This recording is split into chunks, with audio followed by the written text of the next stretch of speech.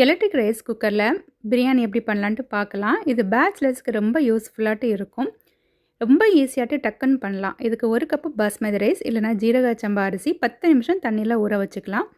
பாதி எலுமிச்சம்பழம், இஞ்சி பூண்டு பேஸ்ட் நம்ம ஆல்ரெடி அரைச்சி ஃப்ரிட்ஜில் வச்சுட்டோம் அப்படின்னா அப்பப்போ தேவைக்கு எடுத்துக்கலாம். ஒரு பெரிய வெங்காயம், ஒரு பச்சை மிளகாய், ஒரு தக்காளி, பட்டை, கிராம்பு, ஏலக்காய், ஸ்டார் அனீஸ், கொஞ்சமாக ஜீரகம், கொஞ்சமாக மிளகு. ஸ்டார் அனீஸ் இருந்தால் போட்டுக்கலாம். புதினா, மல்லி இலை கொஞ்சமாக எடுத்துக்கலாம். கரம் மசாலா, வத்தல் பொடி, மஞ்சள் பொடி. கரம் மசாலா, வத்தல் பொடி, மஞ்சள் பொடிக்கு பதிலாட்டு பிரியாணி மசாலா கூட வீட்டில் இருந்துச்சுன்னா போட்டுக்கலாம். ஃபஸ்ட்டு வந்து இந்த எலக்ட்ரிக் குக்கரை உள்ளாடி இருக்கக்கூடியதை கழுகி எடுத்துகிட்டு வந்துட்டு கரண்டை வந்து ஆன் பண்ணிவிட்டு குக்கை வந்து நம்ம இந்த மாதிரி கிளிக் பண்ணி வச்சுக்கலாம். உள்ளாடி இருக்கக்கூடிய தண்ணி எல்லாமே எவாப்ரேட் ஆகி போயிடும். அப்புறமா 1 ஸ்பூன் நெய் போட்டுட்டு ஹோல் ஸ்பைசஸ் எல்லாமே போட்டுட்டு அது பொரிஞ்சோடனே ஸ்லைஸ் பண்ணி வச்சுருக்கக்கூடிய வெங்காயம், பச்சை மிளகாய் எல்லாமே போட்டு உட்டன் ஸ்பூனை வச்சு கிளறி விடணும். ஏன்னா இது எலக்ட்ரிக் குக்கர். கொஞ்சமாக இஞ்சி பூண்டு பேஸ்ட், தக்காளி, புதினா, மல்லி இலை, கரம் மசாலா, வத்தல் பொடி, மஞ்சள் பொடி, கொஞ்சம் உப்பும் போட்டுக்கலாம். நல்லா இதை மாதிரி கிளறி விட்டுட்டு சிக்கன் பிரியாணி பண்ணுறோம் அப்படின்னா சிக்கன் போட்டுக்கலாம். போன்லெஸ் சிக்கன் வேணுன்னா போன்லெஸ் சிக்கன் கூட போட்டுக்கலாம். நல்லா மிக்ஸ் பண்ணி திரும்பவும் அந்த குக்குன்னு சொல்கிறத வச்சிடலாம். இது வந்து குக் ஆயிடுச்சுன்னா ஆட்டோமேட்டிக்காக ஓமில் வந்துடும். பக்கத்தில் நிற்கணும்னு வேண்டாம்.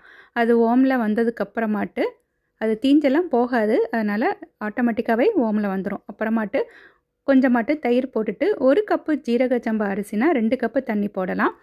1 கப்பு பாஸ்மதி ரைஸ் அப்படின்னா 1.5 கப்பு தண்ணி போடலாம். போட்டுட்டு இதை நல்லா மிக்ஸ் பண்ணிவிட்டு கொஞ்சம் கொதிக்கட்டும். இது கொதிச்சதுக்கப்புறமாட்டு நம்ம ரைஸை வந்து இந்த மாதிரி நம்ம வடிகட்டி வச்சுருந்தோம் அப்படின்னா தண்ணி கணக்கு கரெக்டாக இருக்கும். இல்லைனா நம்ம ரைஸ் போடும்போது அதில் தண்ணி கூட நம்ம இதில் போட்டுருவோம். 2-3 சொட்டு எலுமிச்சம்பழம் அந்த ஜூஸ் வந்து போட்டுக்கலாம். எலுமிச்சம்பழம் ஜூஸ் போடுறனாலையும் நம்ம ஒரு 10 நிமிஷம் ஊற வைக்கிறனாலையும் இந்த ரைஸ் வந்து ரொம்ப உதிரியாட்டு நல்லாயிருக்கும். நம்ம இது குக்குன்னு வச்சாச்சுன்னா ஆட்டோமேட்டிக்காகவே அது நமக்கு குக் ஆகிட்டு அப்படின்னா ஓமுக்குள்ளே வந்துடும். இது வந்து நம்ம சிக்கனுக்கு பதிலாட்டு நம்ம வெஜிடபிள் பிரியாணி பண்ணுறோம் அப்படின்னா வெஜிடபிள்ஸ் எல்லாமே போட்டுக்கலாம். இல்லைனா கடலை ஏதாவது போட்டு பண்ணுறோன்னா கடலை போட்டுக்கலாம். சிக்கன், வெஜிடபிள்ஸ் எதுவுமே போடாமல் ப்ளெயினாட்டு கூட நம்ம அந்த பிரியாணி பண்ணிக்கலாம். குஸ்கா இருக்குல்ல அதை மாதிரி.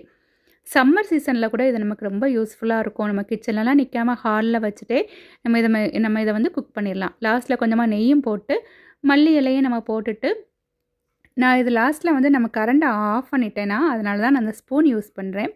நல்லா மிக்ஸ் பண்ணியாச்சுன்னா பிரியாணி ரெடி. எக்கு வச்சு கூட பண்ணலாம். இது மெயினாட்டு அகில் அதிபனுக்காக நான் ஷேர் பண்ணது. தேங்க்யூ.